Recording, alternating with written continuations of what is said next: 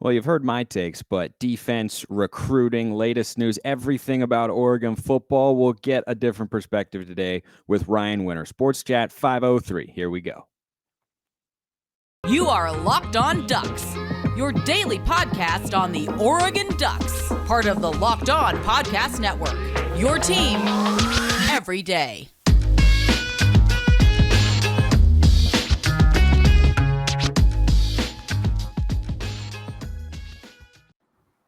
Yes, it is that time once again for Locked On Ducks. I'm your host, Spencer McLaughlin, D1 play-by-play broadcaster and lifelong Oregon Ducks fan. Thanks for making this your first listen or your first view. If you're watching on YouTube every day, part of the Locked On Podcast Network, your number one source to stay up to date with the Ducks. Like, comment, subscribe wherever you're listening to or watching the show. It's the Oregon Ducks, by the way, not the Anaheim Ducks. Had that cross-up happen more than a couple times on Twitter with people looking for NHL insight, and I have to regretfully inform them that I don't know anything about hockey. But the guy that I've got on the show today, Rian Winter, he is at Sports Chat 503 on Twitter and on YouTube as well, talking about the Ducks. I have a feeling that you know something about hockey. You just I'm literally watching the Rangers right now. Rangers, dude, it's the second. Oh yeah.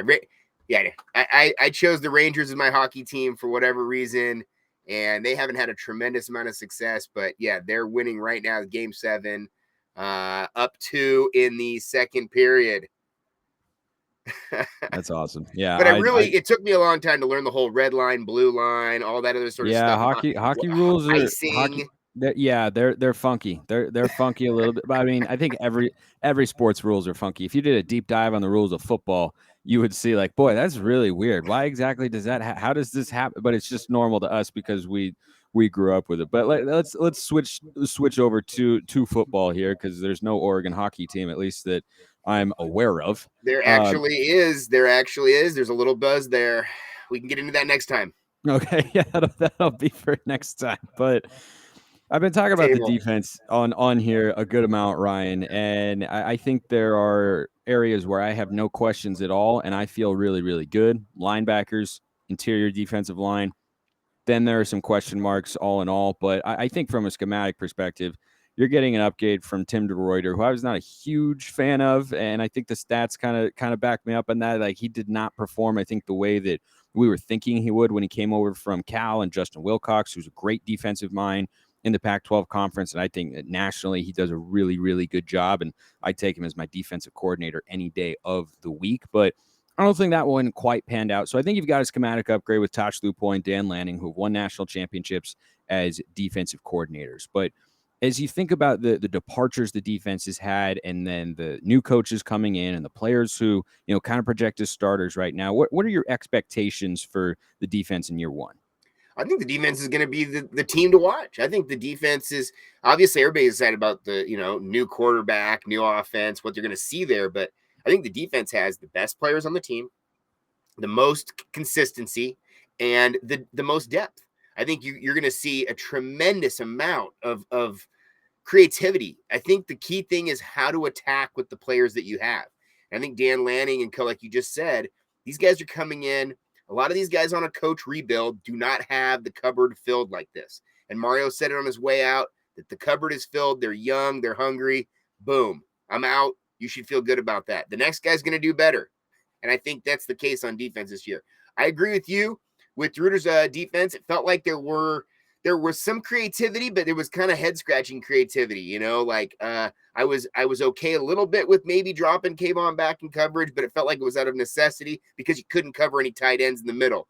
There was some weird stuff that they didn't really ever, address maybe, or have the change of scheme from first half to second half. They continue to get burned on the same stuff. So I just hope that they just have more creativity and they just really bring it with these athletes, because you've got guys like Justin Flo who have got the hugest chip on their shoulder. They're ready to play. They've been held back.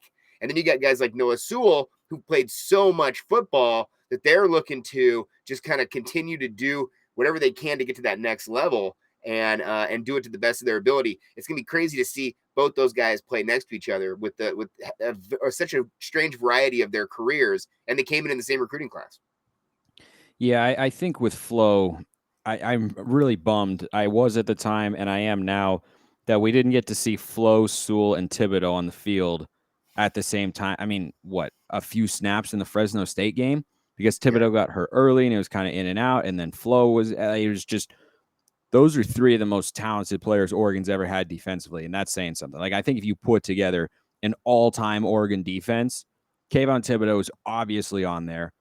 Oh, yeah. Flo, it's maybe a little too early in his career, but he has the potential to do that. I think Sewell's probably the middle linebacker. Any older Oregon fans might be hopping in the YouTube comments to say, well, what about this guy who I didn't see play because I'm, obviously a little bit on the younger side and such. But I like where the defense is at. I think that they've got a couple holes. I think safety is the biggest question mark. I think corner less so because I'm really high on Gonzo. I think Christian Gonzalez is going to slide in and take a step forward from what he was a season ago, which was all Pac-12 honorable mention. I think he's looked really good in the spring, and I think he's got some great coaches there as well who are going to help him. The other corner slot, maybe it's Dante Manning. I hope it is. He's got the highest ceiling from a physical gift standpoint. Maybe it's Avante Dickerson. Maybe it's, a transfer they bring in closer to the season or whatever. But my biggest question is the safeties. I think you lose Verone McKinley, and you're probably going to be running the 4-2-5 that Lanning had at Georgia, but your two back-end safeties, I think Brian Addison and Triquez Bridges show some great things, but the thing I worry about with them, Ryan, there's just not that much experience there. And there's not a lot of depth behind them. This is a position that could easily get injured, and I agree. I think Brian Addison's the guy who I'm really excited to watch for this year. I think there's a lot of depth in certain places, and I think there's a lot of creativity on how to switch guys around. So I think there's going to be a lot of moving parts there. I really like the idea that you have Jamal and Bennett back there to be able to kind of hang a little bit, but I do think that you're going to have to really lean on some young guys who just don't have as much experience. Other than Bennett really and Christian Gonzalez now coming in and Jamal, you don't have a lot of guys with experience. Steve Stevens has a lot of experience, but has battled injury as well. So I just think that, there's a lot of room for improvement for some of the young guys. And also there is some guys who are really looking at this is their chance to do it. I mean, Steve Stevens just graduated. He's feeling great. So let's make the next move here and let's see what you can get. Yeah, I love Bennett Williams and Jamal Hill. I'm a big fan of both, and I think if you're going to run a defense, which is what Lanning ran at Georgia, 4-2-5, which is what we were running with Andy Avalos as well, who I think is really, really sharp. And I think we really saw that because the talent that DeRuyter had was maybe not quite at Avalos' level when he was there, but it was pretty darn close. You definitely had a more well-rounded Kayvon Thibodeau to anchor your defense. And I think, I was a huge fan of Andy Avalos and still am as a defensive coordinator. Head coach kind of remains to be seen and such. But if you're going to have 5 DBs on the field at all times, you kind of have to have a hybrid player, right? I think Jeffrey Bassa can sort of be that, though it looks like they're going to slide him down to linebacker, but he could be, part of the 5 guys on the back end because he's played some strong safety. And Jamal Hill, Bennett Williams, they're not just DBs, they're big. I feel like they can blitz. I feel like they can come up and be more than sufficient in run support as well. Like I think they do a lot of really good things. And speaking of good things, the recruiting trail victories are they just keep coming. They just keep coming. I want Ryan's thoughts, but first I want to remind you this episode is brought to you by Rock Auto. With the ever-increasing numbers of makes and models, it's impossible for your local chain auto parts store to stock all the parts you need. Why endure often pointless or intimidating questioning? Just go to rockauto.com. You can save time and money. It's a family business serving do-it-yourselfers for over 20 years. Go to rockauto.com right now and see all the parts available for your car or truck. Right, Locked On in their How Did You Hear About Us box so they know we sent you. Amazing selection, reliably low prices, all the parts your car will ever need. rockauto.com. All right, Ryan, it's off season, so to speak, but the news is always churning, right? It's always flowing, always moving, always coming in, and that's because of recruiting. And as I look at the last few months that have been the first of the Dan Lanning era for Oregon football, kind of feels like he's been there for longer because there have been so many good things that have taken place, and it feels like he and the staff have really settled in. What's been your reaction to how they've been recruiting and getting guys, like going back to Jaleel Florence or Josh Connerly, Kyler Casper, Ashton Kozart? They flipped from Oklahoma. What's kind of been your takeaway seeing all those commits come through to the Ducks? Well, again, I think there's so many moving parts because of the coaching staff changes. And you're going to see this kind of filter out where you're going to be able to have these guys come in now and really make their stamp in the recruiting trail. Like you said, it feels like Lanning's been there here a long time now. I think the future is so bright with Oregon and their recruiting. And I think that what you have right now is you have people who are really committed to it. You've basically built a complete staff just dedicated to recruiting. Far exceeded the days of Mike Bellotti, where they would have, your maybe couple, 3 people working on sending out the envelopes, collecting different things, coming through the office. Now it is a completely full-blown entity inside of Oregon football. And it has to be multiple, sorry, cut you off real quick, but you've got multiple full-time employees behind the scenes who are on recruiting. You got a director of player personnel, you've got a chief of staff, you've got a recruiting coordinator. Like you just have so many more people from back then compared to what there is now. I think that's a great point. Oh, absolutely. And it's evolved, and it's the lifeblood of your program. And if you don't have recruiting, you are completely done. There are always going to be enough kids to be able to fill out a roster and be able to go and compete. But if you want to compete at the highest level, you have to compete 365 days a year. And if you're not competing with these guys on the recruiting trail, then they're not going to be competing with them during the regular season. So I really like where they've gone with it. It's exciting to see basically every kid come through as a 4-star. Obviously those are big numbers, but it's really important how they translate. And I've always kind of had one foot in and one foot out with recruiting, because I'm a little hesitant, because I've seen guys get a lot of hype in their high school career, come into Oregon or come into any program and not really translate. So let him get the jersey on, let him get here, let him get a position, and we'll see how they do. But I really like what they've done with the defense, with the offense. It's all built on speed. These guys are all their tape is like an all-star tape. You put that thing on and it's just like, get the popcorn ready, because this thing is going to be amazing. The huddle just jumps off the page. So obviously it's kind of hard to judge. And then you go to the other tapes where they're in their one-on-ones or in their 7-on-7 drills or in their other sort of stuff where they're up against some of the high-end talent. And then you see them excel there as well. So it's got to be exciting for these guys to be able to kind of pick from some of the best players in the country. And it's also nice that when you look on Twitter, Instagram, or whatever, and you see all these kids put their top 20 or top 10 or top 8 or top whatever, Oregon's always in it. So even the coaches have talked about, even kids that they haven't really had that much contact with, they're putting Oregon in their top 8 or top 6, So it goes both ways. And they're both trying to pimp the program. They're both trying to pimp the product. And that's how it is right now, especially with getting the bag and the NIL. And, you're just trying to, get whatever you can out of this situation and try to get yourself to the next level. Everybody at this point, at this level, elite athletes at their division think they can get to the next level. Whether or not they can or not is to be seen, but they still have that mentality of, I'm going to get there. So, a lot of these recruits are looking at a program like Oregon, comparing it to another program, thinking, hey, how can you help me with this, that, or the other? And now you have name, image, likeness. You have other sort of stuff that they've proven have been successful for some of these athletes. The sky's the limit with recruiting. It's just getting started. Yeah, I'm excited to see what they can do in a full class, right? When they're given a full cycle, because they came in and they salvaged the class of 2022 in ways that I just was not expecting, right? If they had not landed hardly any of the guys that we've been talking about here on the show over the last few weeks, the Josh Connerleys or Jaleel Florence's, Kyler Caspers of the world, all those sorts of players, Davey Uli, offensive lineman out of the state of Washington. If they hadn't landed any of those guys, I wouldn't have been panicking, right? I would have been like, well, would have been nice to get a couple, but it wouldn't have been anywhere near panic mode, and it wouldn't have been like, oh my gosh, why are they not getting it? They should be doing this. A transition year is tough. And so that's why it gives me an extra sense of confidence of like, so if this is what they're doing when they took over midway through, what can they do when they're given a full cycle to go after? And by the way, the other thing I like about them, they're going big game hunting. I mean, they are in there with the Alabamas and the Georgias and now the USCs of the world and all sorts of SEC caliber players like Jaden Wayne, like David Hicks, like Josh Connerly as well. I mean, they are not, they're shooting for the moon. They're shooting for the moon with those sorts of recruits, and that's the kind of standard that I want them to hold.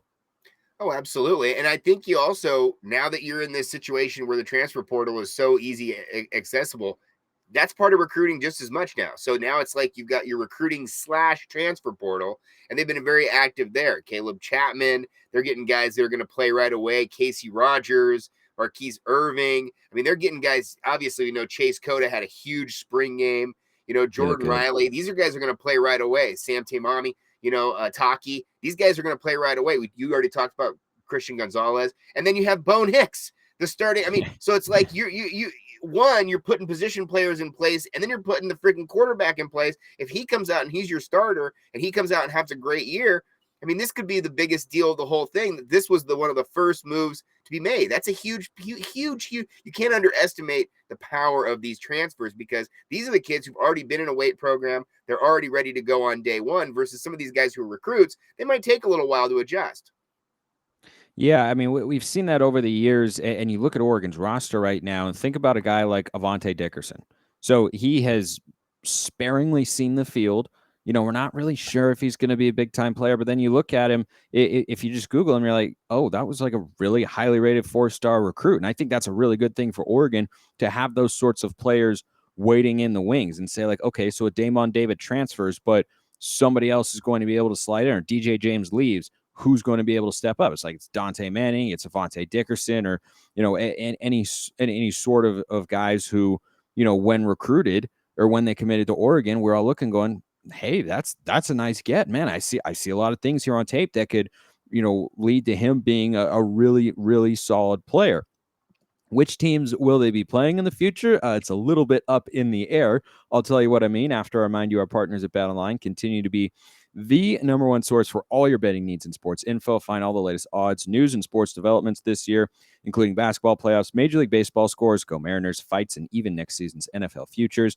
BetOnline is your continued source for all your sports wagering information, from live betting to playoffs, esports, and more. Head to the website today or use your mobile device to learn more about the trends and action. BetOnline, where the game starts. The scheduling change that could result, and let's start with the division change, because divisions don't matter anymore. I think that's a great move. What do you think about saying, instead of the Pac-12 North winner against the Pac-12 South winner to meet at Allegiant Stadium in Las Vegas, you're instead going to have the two highest conference winning percentage teams, regardless of which division they're in? I'm a fan of it. I think everybody's going to go that way, because we're starting to see kind of how ridiculous divisions are. What do you think? Yeah, I mean, I was willing to go with the division. I was excited for those matchups that you get to kind of have every year. They're kind of dependable and whatnot. And then you just feel like you have to win your division to get a chance to go. But you've seen the matchups there, and they haven't been great. There's been some years where it worked out right, and then there's other years where it didn't. Now they're going to guarantee that it works out every year. And you're going to want to see a revenge game. You're going to want to see that team like Oregon had when they played Arizona, where Arizona had beaten them. Then they get the revenge game, and you knew that it was going to happen. And that was the year that Oregon then went on and went to the next bowl game that was, a big deal for them, because again, these are moments that the Pac-12 needs. The Pac-12 needs to put their best foot forward. They're not in a position right now where they can just like depend on the system. They have to do everything they can to kind of mess with the system, to be able to tweak the thing, to be able to get their foot in the door, because it feels like they're the conference that every other conference is trying to push out on day one. And so to be able to have their best foot forward here, let's say it's this year, let's say it's Oregon and Utah again, and Oregon wins. That's a huge storyline. And if Oregon has a great year and they maybe only have one loss and they get that win, and then at that point, would they have to beat Utah twice, just like Utah did this year? I mean, that storyline is big, right? Let's say Utah wins it again and they beat Oregon twice. Or let's say they beat Oregon once, they play USC again or something. USC has a banner year, whatever the case may be. I just think that right now the conversation is wide open, instead of when it's kind of hemmed in, and that Oregon's probably going to represent the North, and then you have to see who's going to represent the South out of Utah and USC maybe going in this year. You always have an up-and-coming team nobody expects, and you always have a team that's going to be exciting, that's going to come through the ranks and going to be there. It's whether it's Washington State or whether it's Arizona State, whatever the case may be. So I like the idea. I also like the idea of future scheduling. I know that early on when they made the Pac-12 from the Pac-10, Oregon schools especially, we wanted to keep the connection to an LA school. And on the football side, we wanted to keep a game against the LA school every single year. Either it was on the road down there or it was at home, but we played a flipped schedule with the LA schools. I don't know if that's going to be something that they're going to still try to hang on to, because it would be nice to be able to have that consistency. It wouldn't be great for the program to miss 2 or 3 years in a row, maybe, of not going to LA or not playing an LA school. I think it would be better for the conference to be able to schedule games that actually make sense. Like have Oregon play USC this year when they both look good going into next year, right? Instead of Oregon having to go play Arizona State in a game that might be as less meaningful for a TV schedule. So I think they're going to really go to a new type of scheduling. George Kliavkoff has said it right away. He doesn't like the long-term scheduling. He wants to get to a point where you can schedule within a year or two in advance and come up with some of the best matchups we can. That guy is speaking my language in that particular sense, because I don't understand college football scheduling as a whole. Let's do a home and home in 2028. How in the world do you know that team, that program is going to be good in 2028 and that it's a non-conference game you will want to have? How could you possibly know that? Because in 2004, playing Alabama wouldn't have meant anything. But 8 years later, in 2012, it's a little bit different. I am a total fan of doing it on a yearly basis because, and I've talked about this before on Locked On Pac-12, which I host, which is on YouTube and anywhere you get your podcasts as well. If you're looking at it from Kliavkoff's perspective, you need to create the biggest matchups possible. To do that, you have to put your best teams against one another. Go look. I was looking the other day and talking yesterday about the USC matchups that Oregon has had over the years. But look at how many years they've missed. In the last, I think it's 8 years, Oregon and USC have played 4 times. Or it's something of that sort where we would miss USC 2 years in a row. If you're looking at it from a conference perspective, that's unacceptable. That's absolutely unacceptable. And also from an Oregon fan's perspective, I want to play USC when they are good.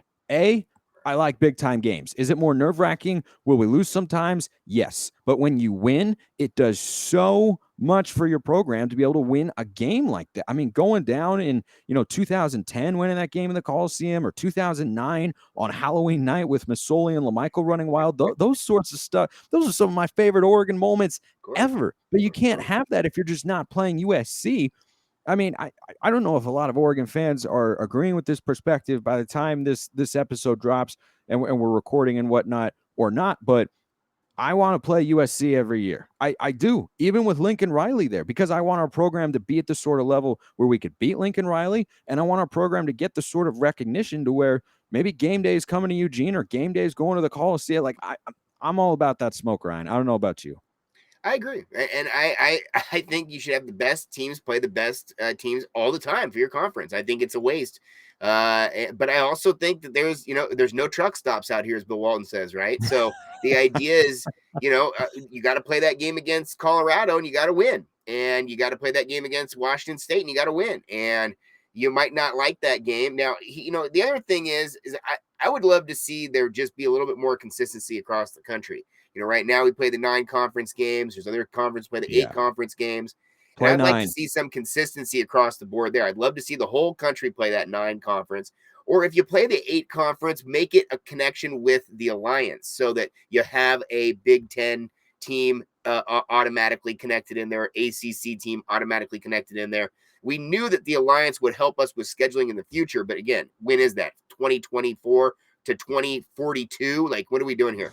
But the ideology would be that if you can have maybe drop one of your conference games and then play a non-conference game against another quality opponent from another conference, that might do something as well to kind of bolster the opportunities, bolster that kind of, RPI or whatever else you're looking for. Because again, everything's a metric now. It's all about how many eyeballs you can get on it, how many different, advertisements you can get on it. And then obviously what it does for the program, what it does for the conference. Yeah, I am of the opinion that it should be 9 games across the board and that you should set it up a little bit like college basketball, where obviously you play more games in college basketball, but still the idea of it is very applicable to college football, where you have these conference challenges every year. I mean, imagine if part of the 3 preseason conference games or non-conference games that you played were part of, Oregon's one of 6 or 7 schools that's playing a Big Ten opponent. Then you get to measure yourself up. And I'm all about that. And I understand why some schools want to have, like UCLA's non-conference this year is pretty easy. I get the appeal of that, but I don't think you're actually doing as much for your school as you think by winning those games against opponents that, you should be able to be. I think it's like Bowling Green, Akron, and, an FCS school or something. And I don't think you should get rid of bye games altogether where you play an FCS school, because that's the economic lifeblood for a lot of those programs is the ability to do that. It gives them a bunch of money. But I think that there's so much, if I were commissioner of college football, there would be a great many changes, but the first one would be with regards to scheduling. And I just think that everyone should play 9-game conference schedule. And then one of your 3 non-conference games, you should be playing a big time opponent, or at least someone from a major conference, right? Oregon State doesn't have to play Ohio State every other year, but they should be able to go and play at Purdue pretty regularly. I agree. And I think that now the size of these conferences as well, they have to play 9 games. You play 8 games, you're never going to play some teams in your conference. You have a 16-team conference, there's going to be teams you'll never play. So, I mean, it's insane to think about that. I love that aspect. I think that I love the kind of red light, yellow light, green light system for the, you have that one game where everybody's gifted that one game. You play your interconference, and every year Oregon plays Portland State or whatever case. I like to keep the money in house. I'd rather have them play Portland State than have them play Eastern Washington, but whatever the case may be, let Washington play Eastern Washington, keep the money in house. Because again, if people don't realize that money trickles down and pays for everything. It pays for the travel for that entire year for that school. Yep. Then that school pays another school that's lower than them, and it pays for their travel for their hires. So it's a total trickle down effect that lubricates the whole system. So you have to keep that system into it, especially now people are making more money. But I think a big point is, historically, teams made a lot from the bowls. Conferences made a lot from the bowls. Now it feels like they're making more from these early games where you get the big television dollar number. Chick-fil-A kickoff. Exactly.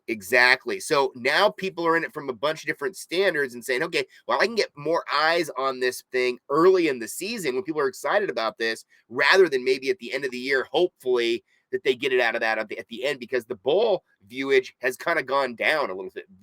Viewership has kind of gone down a little bit over, the people have less been excited about it because of the playoff.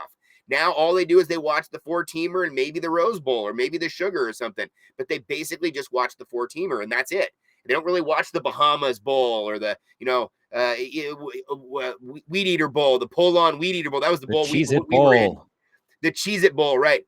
Independence Bowl, all these kind of bowls, and historically, I really liked all those because that gave it a chance for a team to go out and win at the end of the year. There was always a nice swag package. There was always kind of a nice kind of kick down, from the, boosters or anything else. There was always kind of sweet events that happened at those games.